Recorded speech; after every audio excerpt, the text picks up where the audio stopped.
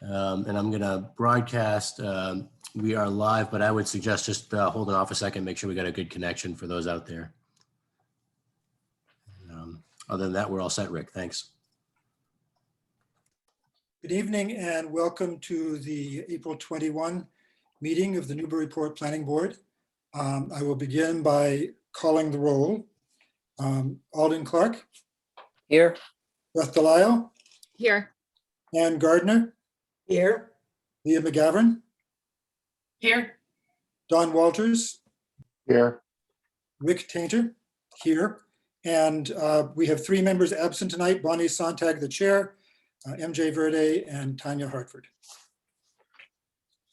So on our agenda for tonight's meeting, we have two public hearings. The first is a continued public hearing on a proposal by Caswell Development for 21 to 25 Hancock Street and 27 Hancock Street for a definitive subdivision and a courts and lanes special permit.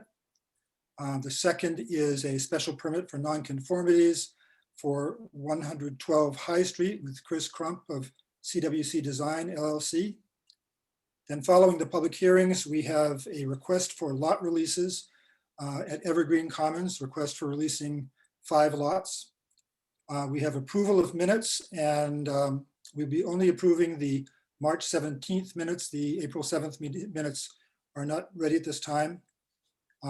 We will have a discussion of the planning projects that we're working on and any other updates from the planning director or the chair, and I don't have any.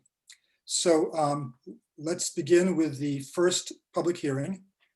And just to begin, Attorney Mead, you may notice that we do not have 6 members eligible to vote on this application tonight.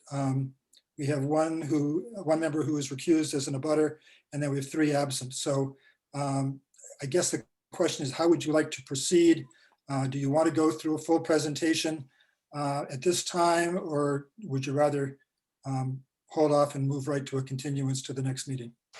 Mr. Chair, I mean, with 3 members absent and you can't vote, then I would have to have them all watch the videos and be sure of that. So I don't want to take that chance. I'd rather continue it at this time, and I'm sad that we didn't know that in advance. It was a last minute thing that came up with one of our members. Okay, we'd like a continuance to your next meeting, please. So Andy, how do we handle this when we have this type of situation? I assume there may be members of the public here. Do we just move right to continuance? Yeah, I would just note that typically when there's a continuance and there's no public or no presentation, we take no public comment. So public comment would be taken, just for those in the audience, would be taken at the next public meeting that this is continued to, which the board will announce in just a moment, I assume. Okay. So I guess, Attorney Mead, do you wish to continue to the next meeting? I do. Would that be the 5th, Mr. Chair? That's correct. Then the answer is yes, please. Could I have a motion to continue this to the May 5th meeting? So moved. Who's All right, that? I'll second. Okay, Don moved and second. And a roll call, Alden Clark. Yes. Beth Delisle. Yes. Ann Gardner. Yes. Leah McGavran. Yes. Don Walters. Yes. Rick Tainter, yes. Okay, we'll see you on the 5th. And apologize for the last minute nature of that. Thank you. Okay, the next public hearing is for Chris Crump at 112 High Street for a special permit for nonconformities. And Mr. Crump, are you here? Yes, I'm here. Thank you. Go ahead. The property I'm here representing the homeowners, Mr. Lowell Barrett and Ms. Sharon Harris at 112 High Street. Many of you, I'm sure, are very familiar with the house. It's on the corner of State and High Street, at the top of the hill there, at the traffic light across from the mobile station. And so right now, it's finally come to a point where they would like to take care of the enclosed, dilapidated covered porch and deck that are on the backside of the house that is long overdue. And what we are looking to do or propose to do with this project is remove the existing enclosed porch and existing deck that is there, and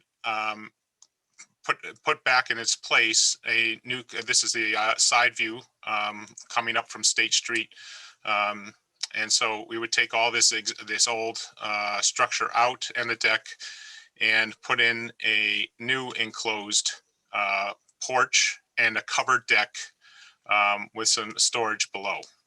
The new and proposed would keep intact or be in line with all of the existing roof lines of the bay window.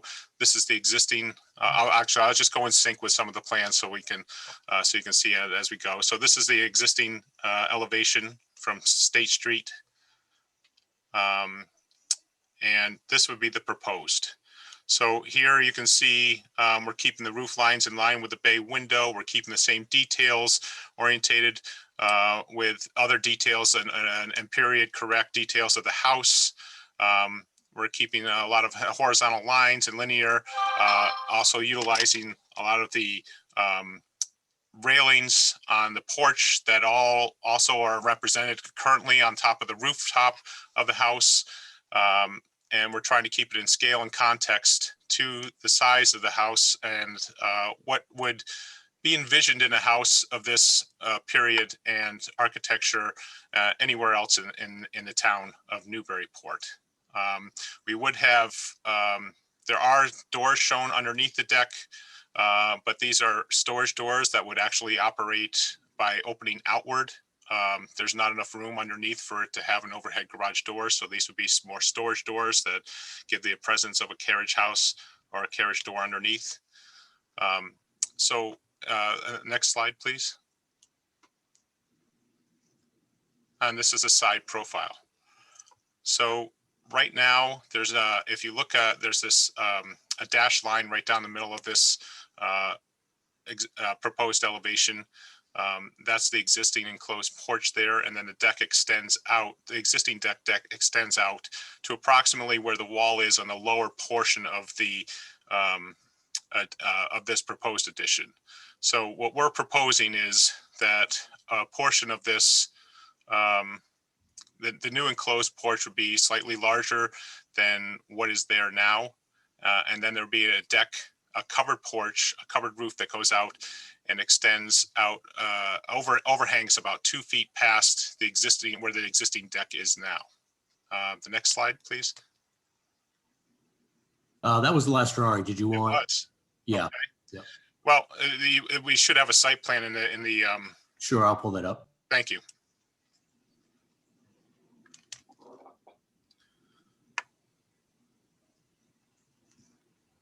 Okay, so right here on this drawing here, you can see the darker shaded orange. There is the existing profile of the house itself, as well as the enclosed porch. And then there's a small outline where it says it's the existing deck. The long orange rectangle with a thin line on it, where it says remove existing and replace the covered porch with expanded covered porch. The thin black line is the existing, and then there's a thin black line where it says existing deck. That's the existing footprint. The heavy black line is what the new enclosed porch is, what we're proposing for the new enclosed porch. The stairs would still be entering up from the same location from the grade, and the proposed covered deck would just extend 2 feet beyond where the existing deck is, but the wall below would still be in the same line as the existing deck. And the wall below the proposed deck would be in the same line as the existing deck is now. So in reference to what we're requesting tonight for a special permit for nonconformities is the front setback, which because of the the amount of linear footage on the property lines, State Street now becomes the front setback for the property. And what we had previously was 17.8 feet. What we have existing right now is 17.8 feet, which actually goes to the bay window of the house, towards a little bit forward of the proposed deck towards towards High Street. That's where the 17'8" setback is right now. And then we're proposing that the relief for a 16.7 foot setback from the State Street side to the corner of the covered deck. That wouldn't be to the enclosed structure. It would just be to the covered deck. And so looking at some of the other neighboring abutters, 105 State Street, which is the immediate abutter on State Street, is actually much closer than the 16.7 feet for a front setback than we are at 112 High Street.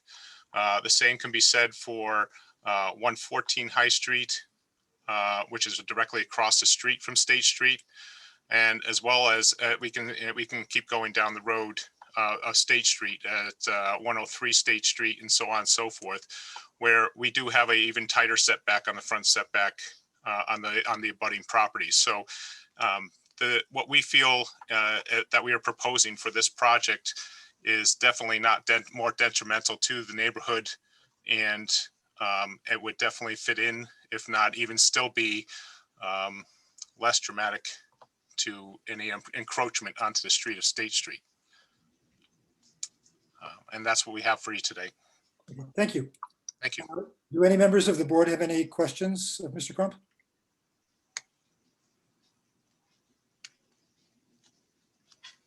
Sounds like no. I have a question. Could you go back to the, it's more of an observation. Could you go back to the site plan, please, Andy? So my observation is that because the wall of the house is not parallel to State Street, really the increase in nonconformity is not the whole length of the structure, but really it seems like it's a small triangle right where the measurement is. Is that correct? Yes, you are correct.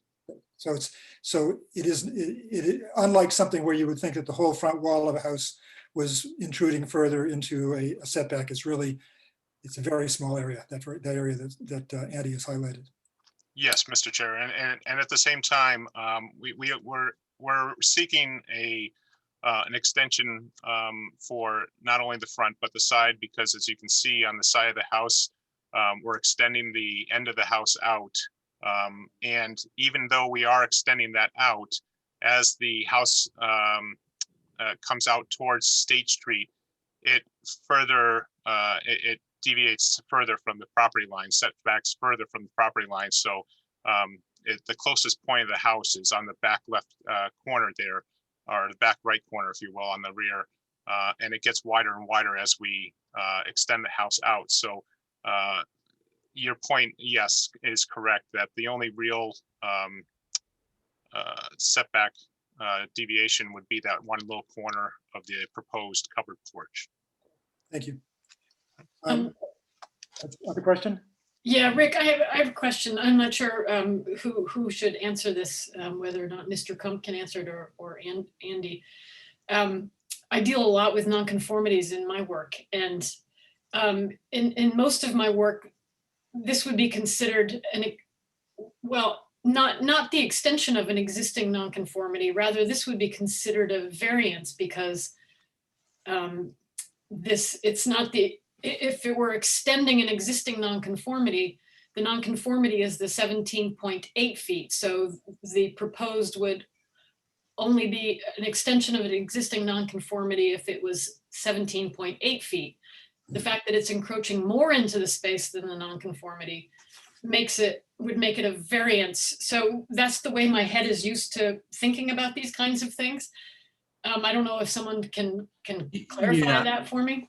Yeah, so this has already been determined by the zoning administrator under the ordinance in Newburyport. This is treated as a special permit for nonconformities to modify the existing nonconformity Yes. as opposed to a variance. So I understand, the nature of your question, but I guess in terms of our ordinances, this is treated as a special permit for nonconformities to make this type of change. So you can make the nonconformity more intense than it was, and it's still just a nonconformity, In this instance, not a yeah. variance. Yep.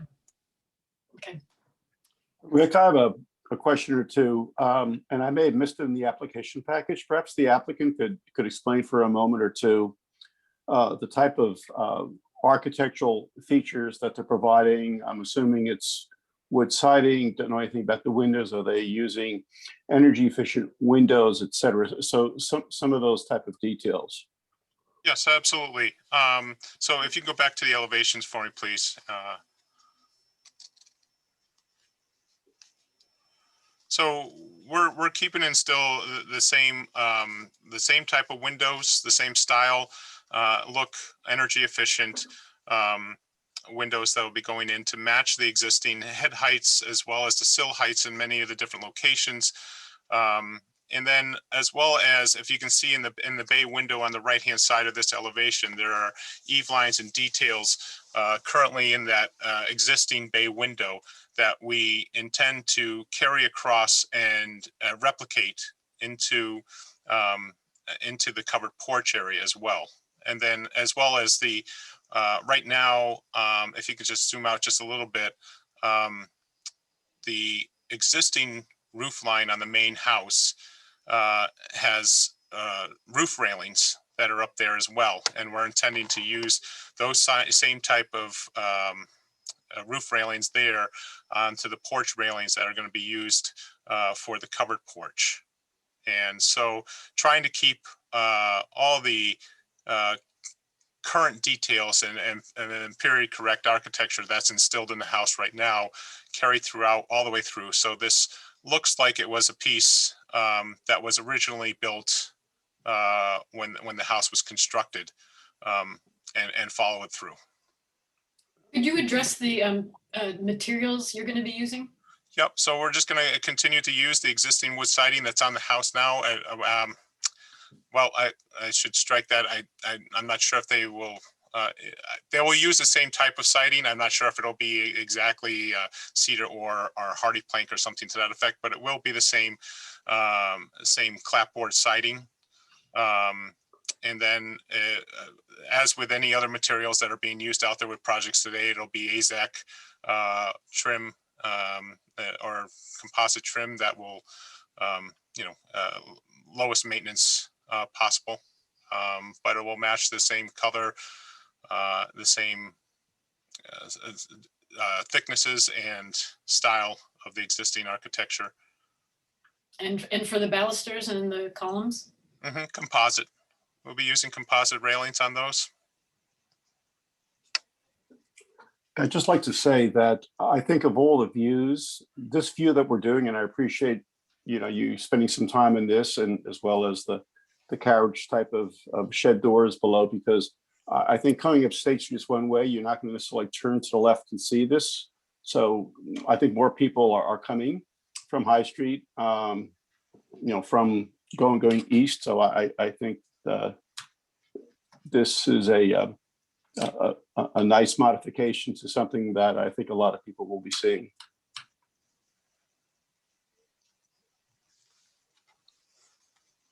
Are there any more questions or comments from the board? I have a quick question. Are all of those windows, is there a door? Is there an entrance? Yes, there should, slide number 2, I think it is, please. Is it number 2? Oh, no, that's the existing. They're real small on there, so I can't see. Maybe it's 4. I'm trying to, 5, sorry. So 5 here, you can see, you can come up to the steps to the covered porch. There are windows in front, but there's this door just to the side. So Okay. from the street profile, all you see are the windows. You don't actually see the door when you come in. Okay, thank you. Yep. Okay, are we done? So I'll open up the public hearing. Andy, is there anybody wishing to speak in the public hearing? Yeah, let me just give a minute to put up our public comment slide and then see if anybody is interested. And we do have Stephanie Nikitich, who has raised her hand. Yes, thank you, Mr. Taintor. I guess I'm recognized. Stephanie Nikitich, 93 High Street. I am a near abutter. Actually, the High Street facade of this building is what I look at all day long because I can see it out of my home office window. This is, I think, as you pointed out, it is a very visible and iconic building. And I've been impressed by these owners and the care they've taken with a slow and careful restoration and rehabilitation of this building, including, I will add, that they have so far retained the historic windows and storm windows, which is really a very big feature of this house. So while I'm not a fan of composite materials, I have to say that what they plan to do on the State Street side is a big improvement. It's going to look much better. It's long overdue, and I fully support it, and I hope you will grant their special permit. Thank you. Thank you. Is there anybody else in? Yeah, and Chair, I see no other hands raised. Okay, in that case, I will close the public hearing and open it up for discussion and a motion. Just a point of clarification, Andy. It looks to me from the staff report that we need to make two findings. One, that there's no addition of a new nonconformity, which you have explained.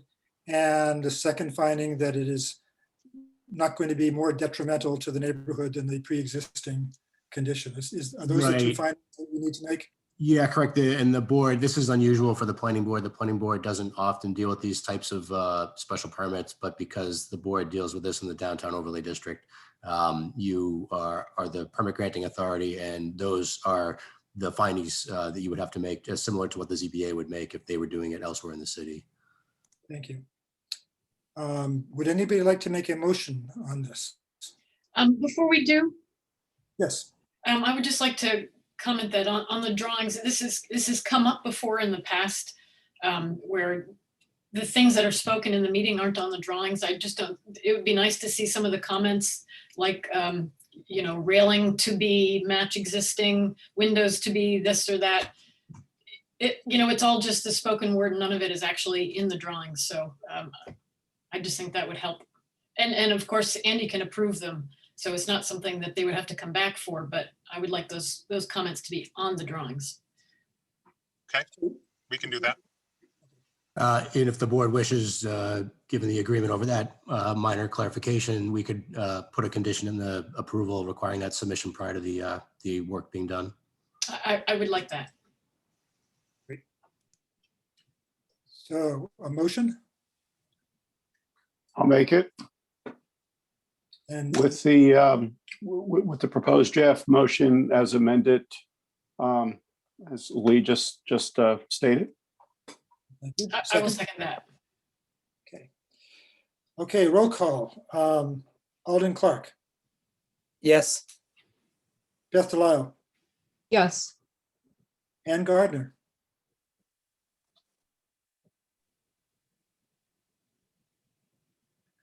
Sorry about that. Yes. Leah McGovern, Yes. Don Walters, Yes. and Rick Tainter, yes. Thank you. Thank you very much. Have a good night. Thank you. The next item on our agenda is a request for release of 5 lots for Evergreen Commons, and Attorney Mead, you are back on. Thank you. Thank you very much, Mr. Chair and members of the board. So this evening, Evergreen Commons LLC, who I'm speaking on behalf of, and for the record, Lisa Mead, Tellerman and Costa 30 Green Street, is here to request lot releases for 5 lots. And when I submitted this release, Andy suggested, and I think it's in the staff notes, but I'm not positive, that we provide an update to the board as well on the project. Some of you were on the project when this was approved 2 years ago, and some of you are new, so I think that's a good idea. We've spent the last 2 years starting to implement, obviously, the lots and everything being built, but also implementing a number of the conditions that were a part of the decision. And so let me deal with the request first, and then I'll go through the update, and then we would request the board's vote. So if you go to the next slide, please, Andy. So we're requesting release of 5 of the 7 lots in phase 5. And there will still be 2 lots which will be under the covenant. The city has reviewed through the peer review engineer and through the DPW that those 2 remaining lots are sufficient, plenty sufficient to cover the remaining work to be done on the roadway and the sidewalks. And I'll talk about that towards the end of this presentation. But in addition, there are conditions in the decision, as you know, that the last occupancy permit cannot be released until certain things are done. So currently, for house construction purposes, there are 7 homes under construction, and the city has control of all of those occupancy permits. You might recall that the open space area, which we're going to look at in a little bit, has supposed to have a conservation restriction on. Of course, we put the declaration of restriction on that initially before any lots were sold, which was approved by the Conservation Commission as well as the Planning Board. We sent to the Executive Office of Environmental Affairs and the Conservation Commission in January of 2021, the conservation restriction. We had to wait until then because you really had to have all of the formations and everything working in the open space area before we could get a description of that into EEA. So we sent that in. EEA provided their comments. They were actually pretty timely, which is kind of exciting. In February, we addressed those comments and sent a new draft to the city. We have still not received any response from the city. Julia has said that they've sent this off now for a second time to the city solicitor for review.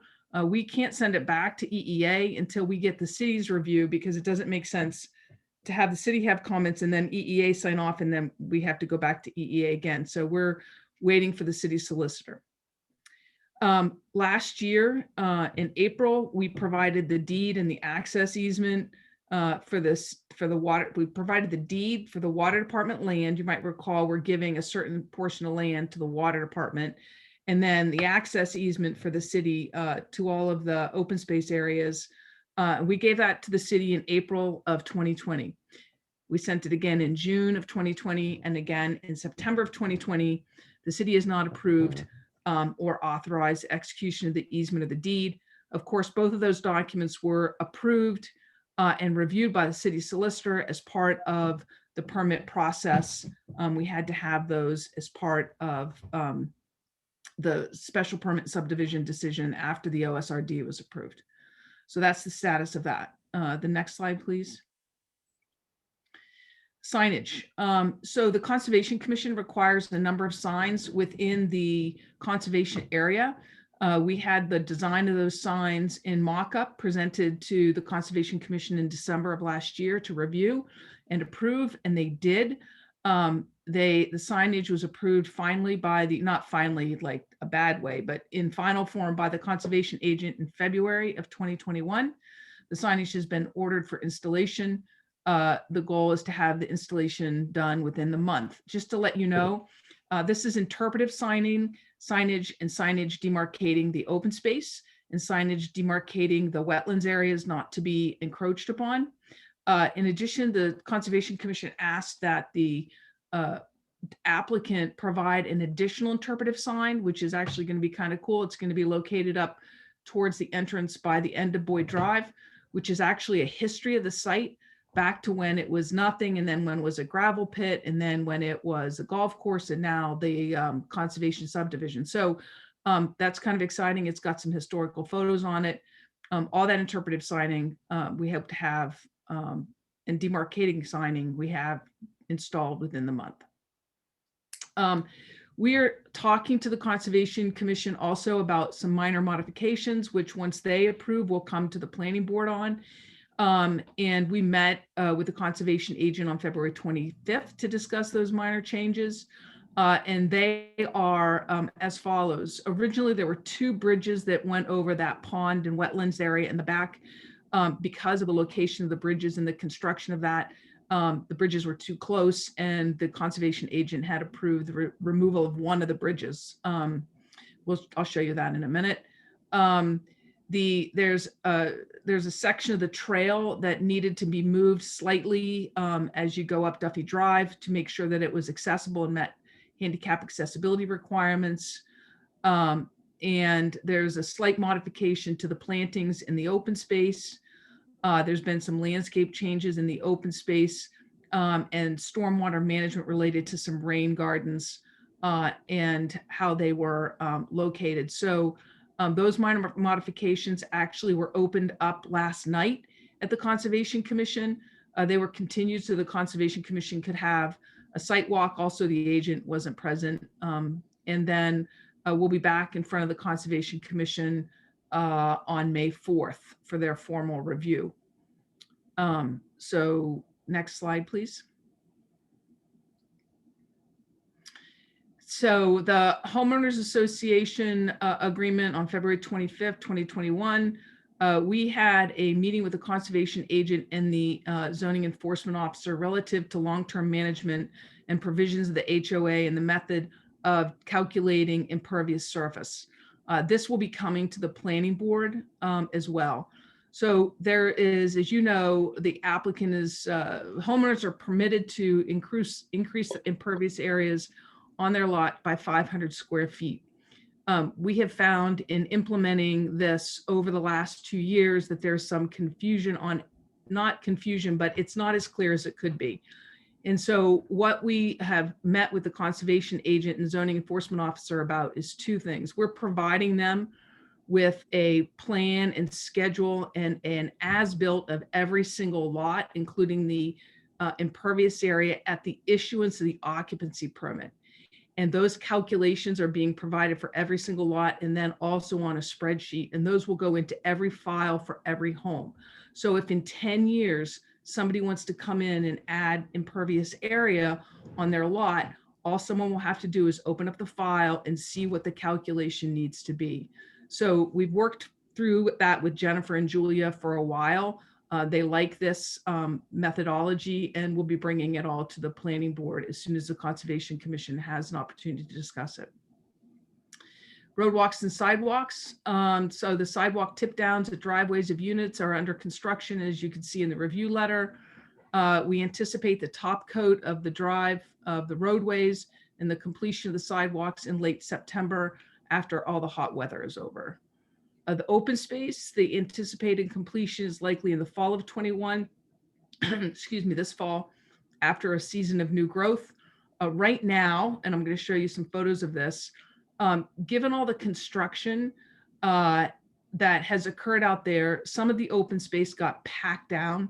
And so in the last 2 growing seasons, it's been tough to grow some of the open space areas. And in addition, we were looking at the different nutrients that needed to be in there for the grass.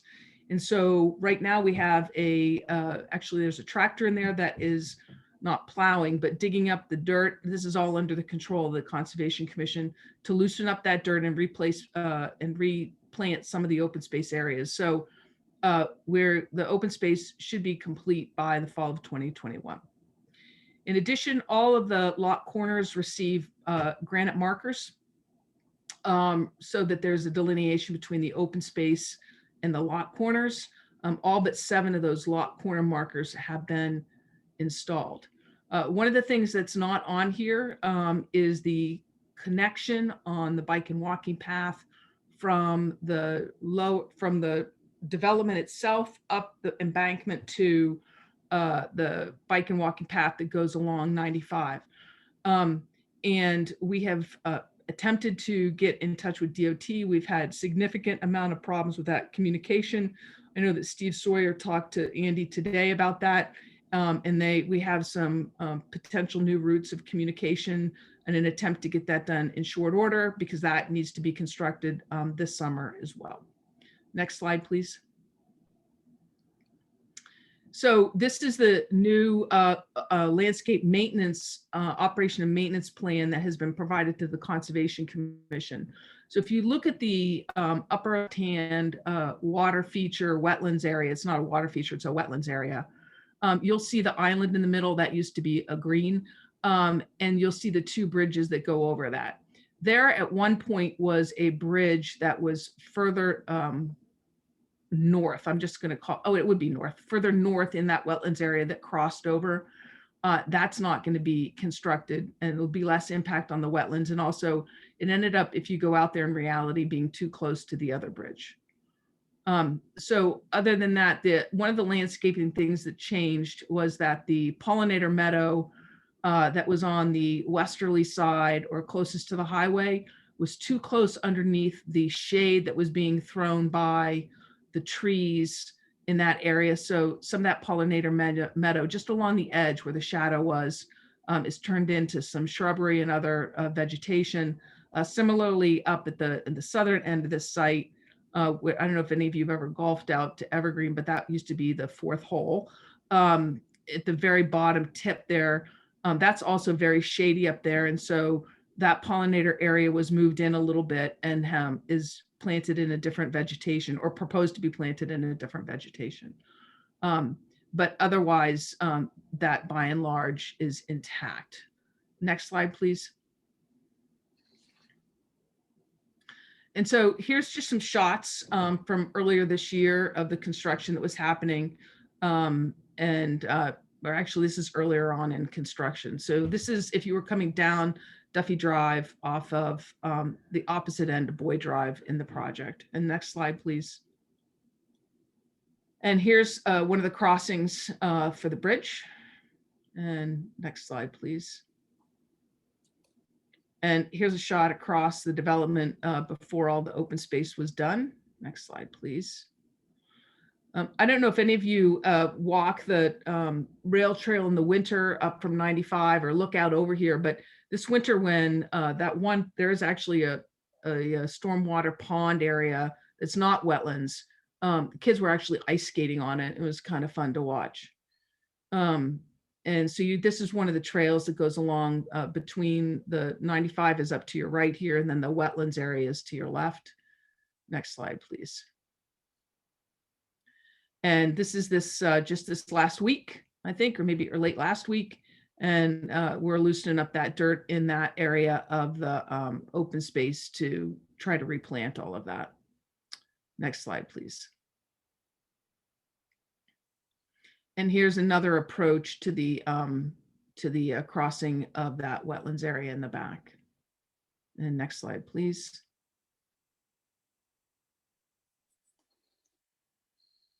There we go. So this was last spring. This is one of the pollinator meadows. You can see, I'm going to call these daisies. Tom would have had a really fancy name for them. But the pollinator meadows really came in great around the wetlands area. And next slide, please. And then that's looking down off of one of the sidewalks across the field, and that's that wetlands area. There's actually a lot of wildlife out here too, which is kind of exciting. They've got coyotes and fox, deer. There's a couple of other varmints are out there, great birds. So it's actually kind of exciting to see it all come to fruition. Next slide, please.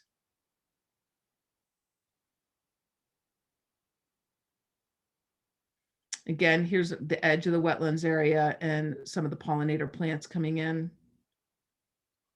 Next slide, please.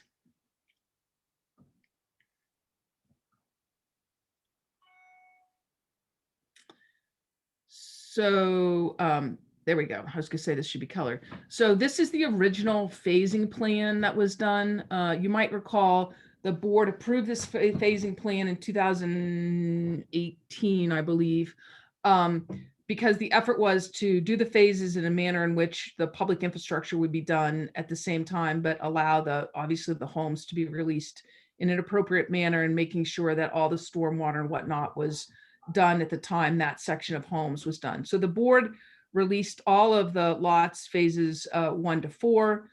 They released a couple of lots in phase 5. There are remaining 7 lots in phase 5, and we're seeking to release 5 of those lots. So those are phase 5 is the purple up towards the end of Duffy Drive. And so we're seeking a release of lots 23, 24, 26, 27, and 28. I remind the board that even though you're releasing the lots, which secure the infrastructure, the road and the water and sewer and stormwater, that the city still holds 7 occupancy permits. Next slide, please. And here is Steve's plan and the estimate of the remaining work to be done that you can see on this. And so the roadway top course is 38,910 square feet. Concrete sidewalk left to be is 1,580, and granite curbing is 84 linear feet to be done. And Phil has reviewed this. Jamie has reviewed this. Jamie's been out there. Phil's been out there. And so with this remaining 2 lots under the covenant, the board has ample funding left. Should something happen to the developer, you would own 2 lots, which would certainly well more than cover the $56,612. So the applicant is requesting the board release the covenants on lot 23, 24, 26, 27, and 18. And then you'll retain 2 lots. And we will be back here shortly after the May 4th hearing for the Conservation Commission to discuss with you the minor amendments that I've kind of alluded to after we get more of the details worked out with the Concom. Thank you very much, and I'm happy to answer any questions that you might have that I can answer relative to the project. Thank you. Do board members have any questions or comments? I have a couple of questions. When is the HOA agreement expected to be enforced? Oh, the HOA agreement, Mr. Walters, was recorded prior to the first lot being sold. And actually the HOA is in force and operational and have had meetings. So if I may ask to that point, that was my assumption. In our staff report, which you may not have seen, there was reference to an annual report to be submitted by December 15th. Has that occurred this past year or previous 2 years? Well, no, I'm not going to say we missed anything. I'm not sure what the annual report is that you're referring to. So I don't recall having seen that in the staff report. I may be mistaken. Let me try to find it. Unless someone else can help me out. Yeah, it's on the in a last more page, expeditious Don. manner.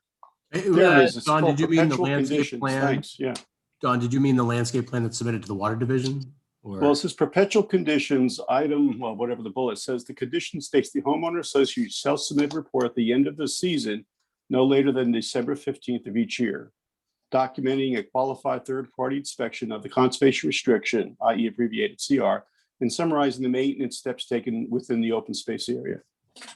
Yeah. So, Mr. Walters, the CR is not in place yet.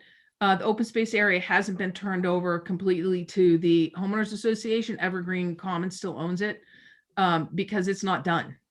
So that doesn't apply yet because the homeowners association isn't taking care of the open space area. Evergreen Commons still owns that. So just going forward for us to make our conditions more specific, it just says a third-party inspection of the conservation restriction. It doesn't state in here who's to own the conservation restriction at that point. Well, the conservation, so let's, and I know it's been a while, so, and this is actually an unusual project because it's done in steps. So right now there is a declaration of restriction that was recorded prior to the sale of any lots in order to make sure that everybody who purchased property in this subdivision knew that there would be a conservation restriction recorded on the land and that Evergreen Commons could do that and they would all be subject to it. The conservation restriction is not yet done because the open space isn't yet done. The conservation restriction is not required to be in place until the issuance or prior to the issuance of the last occupancy permit. As you know, in the beginning of my presentation, I noted that we have already started work on the conservation restriction itself. It has had one turn at the Executive Office of Environmental Affairs. We have provided 2 drafts to the city of Newburyport and has received no comments. We're waiting on their comments so we can send it back to the Executive Office of Environmental Affairs. So we are doing what we can to get the conservation restriction in place. In the meantime, we have to finish the open space. And those are the modifications that I've discussed are those things that we are still working on. And you saw us redoing that open lawn area with the plow or disc or whatever there earlier. So everybody's doing what they're supposed to be doing. We would love to get the city solicitor's comments on the conservation restriction, but I don't control that. All I can do is give the draft document to the city. Great, thank you. A question with respect to the impervious area. Andy or someone else, do you recall in our decision, did it say a greater 5%? And I understand there was some ambiguity, again, perhaps to be specific is terrific, as I said once in a while. Does the condition say 5% greater than the approved drawing or that was approved? Or does it say, as Councillor Mead said, and it seems to make sense to me, the as-built, because the as-built could be different than the approved drawing. And so the baseline now is not necessarily the approved drawings, but the as-built drawings. Yeah, it's just to be clear, so I don't recall that that's in the original board's decision. It was actually in the association documents that were subsequently approved. And it is 5% compared to the as-built, as you point out. Thank you. Yeah. I've got nothing else, Rick. Okay. Other questions or comments? If there are none, I've got a couple. And this relates to the trail system and the common open space. You had mentioned, Attorney Mead, that there was going to be signage. I think you mentioned interpretive signage and signs delineating the open space and the wetlands and so forth. Are there going to be any signs indicating that the public is able to get onto this path from the edge of the streets, the ends of the streets at the entrances? And I'm thinking of things like, and you know, I obviously wasn't involved when this was approved, so forgive my ignorance, but I'm thinking of things like we have in the Harbor Walk, where there are sections of walk going across private property, and they indicate that it's open to the public during certain hours. Are any of those types of things contemplated for the common open space and the pathways?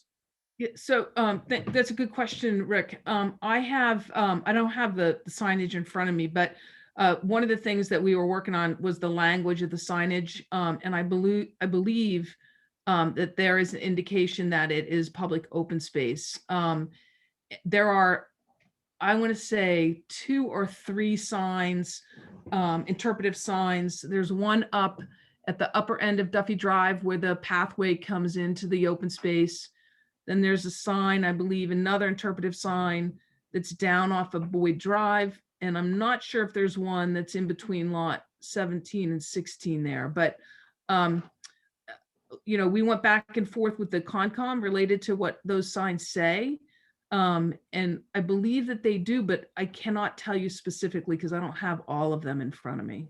And related to that, and you probably don't know this either, but I know the signs down off Savory Lane, for example, specify that it's only open to the public, I think, between sunrise and sunset or something like that. Do you know whether there are any restrictions like that on the access to the open space here? There are none. Okay. And then my final question has to do with the Garrison Trail Connector, which you mentioned. So the plan that we're looking at, I think, is slide 5. And So this plan, you can see the connection does kind of a switchback, and I assume that is for accessibility, maybe to avoid some environmental feature. I don't know exactly why the switchback is there. On sheets 15 and 16, it's in the same location, but it's a straight shot across. And So so the- I can understand that those might be things that need to be finalized in discussions with MassDOT and so forth.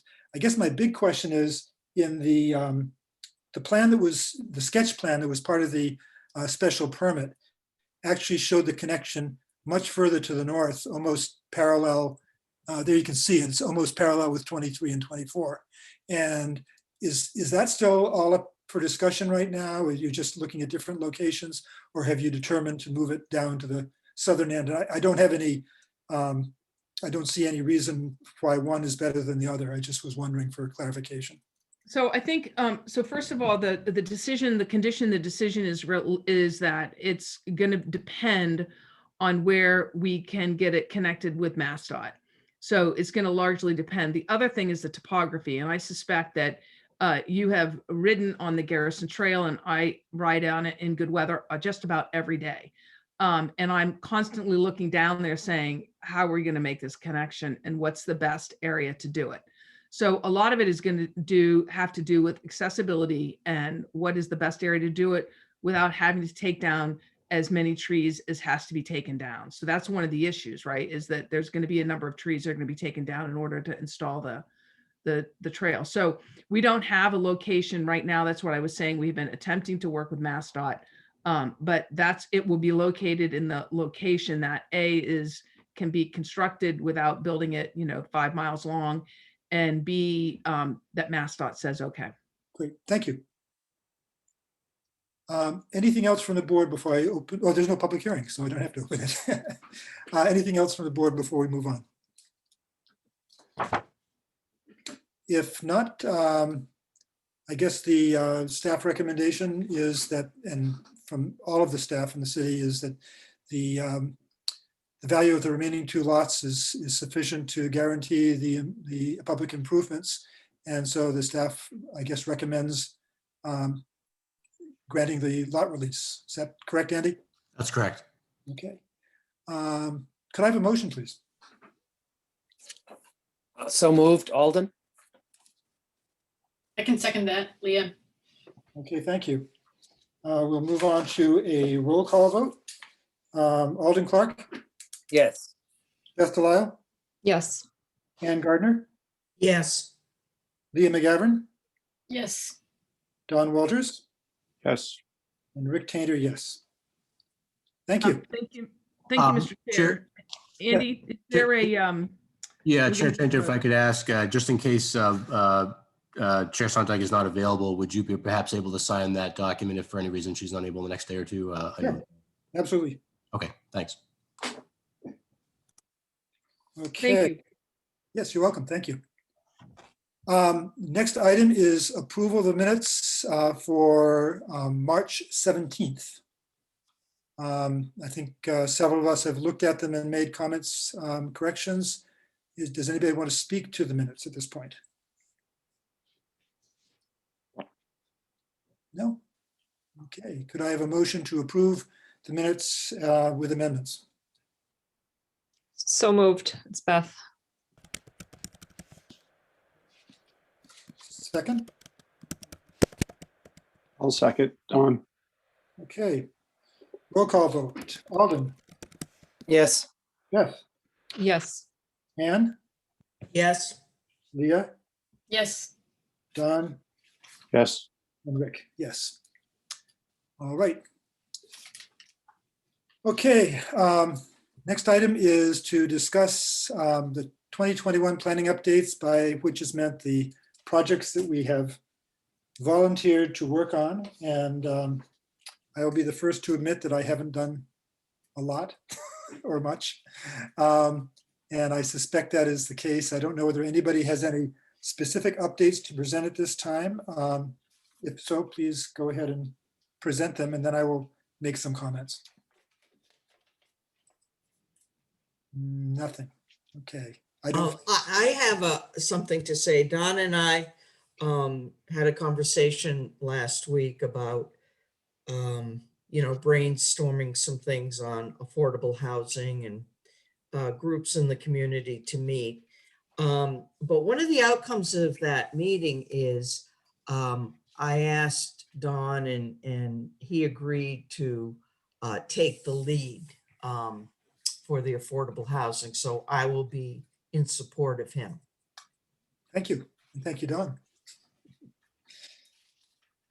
So Bonnie and I had a conversation with Andy today about how to proceed on this.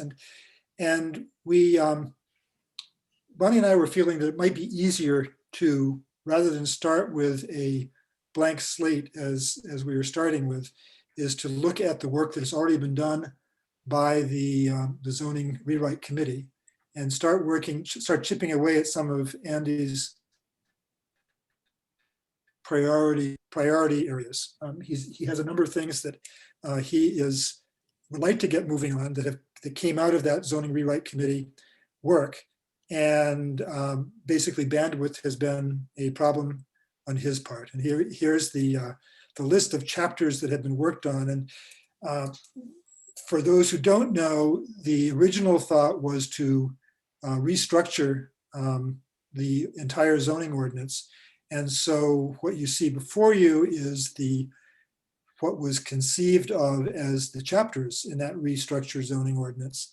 I guess with discussions with Councilor Eigerman and others, that seemed like it was too daunting and wide-ranging a task to do.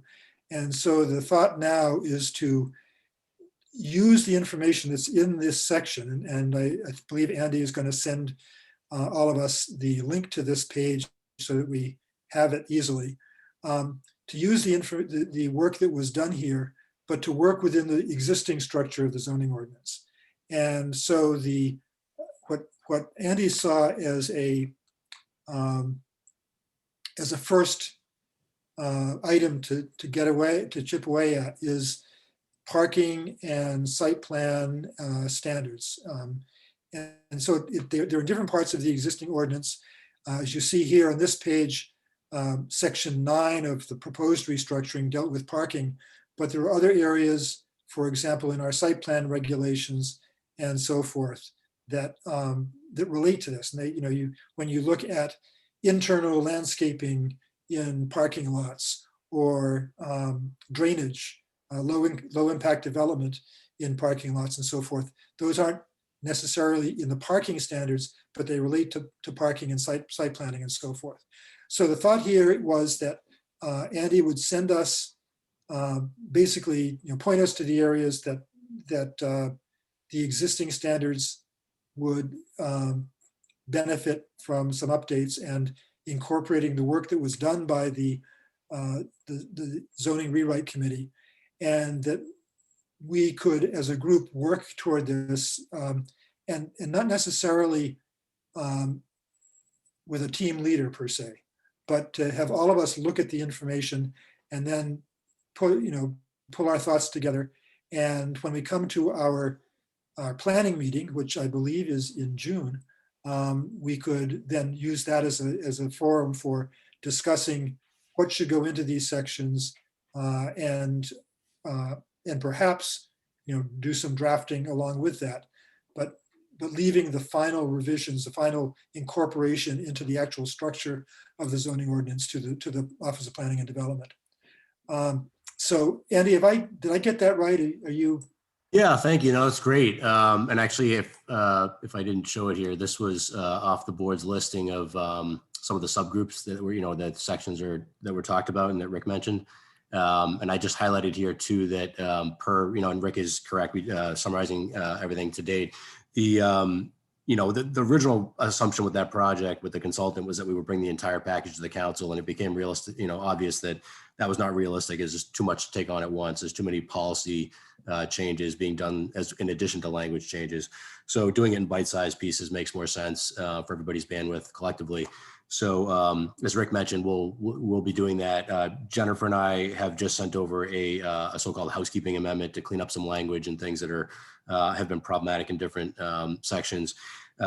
It's largely cleanup of language and some miscellaneous things that have been problematic to get those addressed as soon as possible. But we're going to bring forward, moving ahead this year, assuming that people's bandwidth can stay focused on it. Excuse me, and we can do joint hearings with the council. We'd like to plug away at the different chapters. And so like Rick mentioned, having some feedback from the planning board members, specifically on the site plan design criteria and things that you would like to see folks adhere to. So for instance, like Rick mentioned, in the ordinance, there's a call out for how many trees per, a parking lot size you have to have. Having some thoughts on that would be helpful. Whether or not parking is allowed in the front, setback, anything like that might be appropriate to call out. So having some feedback on that would be helpful to us because it's one of the sections we wanted to update. The one that I have highlighted in green here is the next one that I would like to get addressed after this amendment that I just mentioned is going into the council, hopefully the next meeting or the following. Once that's in that docket, I'd like to address this next section, which is it's mentioned here as a planning board policies and procedures, but from my perspective, it's the fact that our administration and enforcement section of the ordinance, it was really originally written for only the zoning board of appeals. And so just getting that whole section updated with updated language, clarification of, submission requirements and administrative, protocols and whatnot for both boards, recognizing that the planning board now has, a substantial amount of these special permits or, reviews that are done in the city. So trying to get that section updated and sort of, as the council's been doing, some of the councilors more active than others, trying to update different sections of the city codes. We want to plug away with that. As Rick mentioned, I think it was 2019, we basically trailed off with that zoning rewrite project, partly based on trying to take on too much at once with that as one document that could be brought forward. And two, the pandemic kind of came right after that. So as you might recall, we spent some time on short-term rental units last year, didn't make much headway. And so perhaps that will be revisited again. But what we're trying to do with this housekeeping piece, for instance, is bring forward the language cleanup issues we can address that aren't policy changes, that are just, not substantive changes per se, but it'll be helpful to address those to the extent those can be moved along and cleaned up. And then we'll address the policy pieces as separate chunks if we have to. But because I don't want to delay things that could be moved ahead based on things that might be more controversial, debatable. So I'm happy to give any more feedback and thoughts on this. But generally speaking, I'd like to, if all things kind of stay smooth between now and the end of the year, just continue to plug away with chapters every month or two, go to the council with, a new package, if you will, to update, as Rick mentioned, using what we got working with Community Opportunities Group, merging into the existing framework of the ordinance, as opposed to what they originally assumed, which was a reconfiguration of chapters and numbering and so forth, and basically pull the substance of that with any other updates that we think are appropriate into the amendment of sections as we go. So any reactions to this? No. Sounds good. Everybody's happy. Okay, so we'll, Andy, if you could just follow. Yeah, I will. Sorry, I will send out both the link to the draft documents that we last left off with, as well as a link to Municode, which is the city's vendor for hosting the online city codes, including the zoning ordinance. So you'll be able to look at the existing sections of the zoning ordinance in comparison to the drafts that were prepared by Community Opportunities Group. As I mentioned, Jennifer and I, for instance, took some pieces of that, as well as some issues that are, we feel like need to be cleaned up otherwise or merged, and put that into the so-called housekeeping package. And so I think we should consider all options on the table as far as potential edits that might be appropriate or beneficial, and then work collectively to take the substance of what you come up with. I wouldn't worry so much about, as you're working on or putting thoughts together for these provisions, I wouldn't worry so much about where they go in the ordinance or the numbering and so forth. I just need to know, if you have specific thoughts on things we can improve about the standards, for instance, so that I can plug those into the appropriate spots. If we have any debate, we can, have further meetings. And I'll be pulling the zoning advisory committee together I want to get this package into the council at this next meeting, and then pull the zoning advisory committee together as well to work in kind of in parallel with the planning board, so we can kind of move ahead with some of these chapters. And hopefully it won't collapse under its weight, meaning the number of committee members reviewing a document. But my goal with there is to coordinate with the zoning advisory committee, as representatives of the various boards and some of the city officials that get involved on a regular basis, and the planning board members and your advisory role to the city council, and then council members that not only have to adopt the ordinances, but also might initially consider the sponsorship of the ordinances that would go into the council. So we'll be working together, again, pending, bandwidth and timeframes and whatnot. We might take a recess in the summer if the council's not having enough meetings or something for meetings, but generally speaking, we'd like to just plug away as bandwidth is available to update these chapters that are, some of which are out of date. And we certainly want to focus on that. We've had to pull our time and attention away some other things, but Jennifer and I are really interested in getting these codes updated. So Andy, if you're going to go to the council with the housekeeping items pretty soon, does that mean we'd be likely to have a joint public hearing with planning and development, either in our second meeting in May or the first meeting in June, or is that too? Yeah, no, that's correct. My guess would be at this point, probably the first meeting in June, just based on the referral to the acceptance referral to the planning board and the advertisement. But that's a good question. And, we apologize because we try to not have too many zoning hearings a given year. We try to always line it up with a planning board meeting date. So the council's been nice enough to, the three members of the planning development committee and the council have been nice enough to generally merge with the planning board night to do the first item on the agenda. But for instance, on something that isn't housekeeping, we might need to have a separate night for it, like we did for Waterfront West or something, just because it's more substantive, and allow public comment for a longer period of time. But otherwise, probably June, first meeting of June, I would say, possibly the end of May, but it depends on, availability for the council members. And if they're willing to go and we can advertise, we'll certainly aim for the earliest possible date that we can work in. And I would say also, I don't mean this to throw a wrench in the works if, for example, Don and Ann want to continue working on the affordable housing piece. That certainly is something that we shouldn't stop you from doing. It's just that we're thinking that for those of us who have had some difficulty getting going on what we had signed up for, this seemed to be an easier piece to bite off. So, anything else? Okay, Andy, do you have any updates for us? No, I thought that was actually important to note, and I thank you for bringing that subject matter up and kind of helping us to align, our efforts. I think, we really kind of lost a year there in terms of being able to spend a whole lot of bandwidth on the rewrite project, and that had already been added to some years where we were spending time with the consultant and debating how to bring forward the entire package.